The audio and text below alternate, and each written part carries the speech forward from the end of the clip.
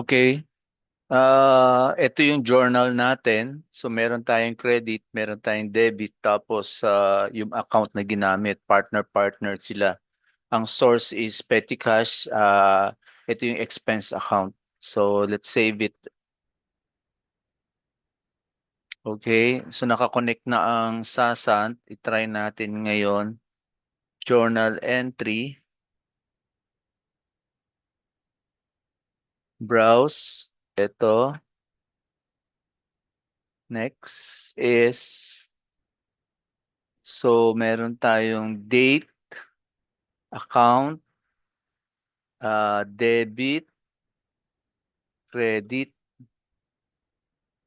description sa memo natin ilalagay.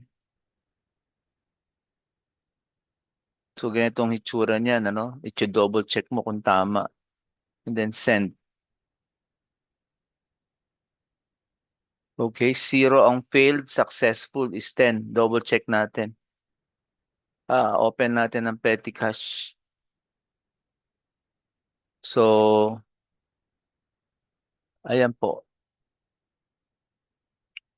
Ang payment is out. So, naka-out siya. Okay? So, thank you. Bye.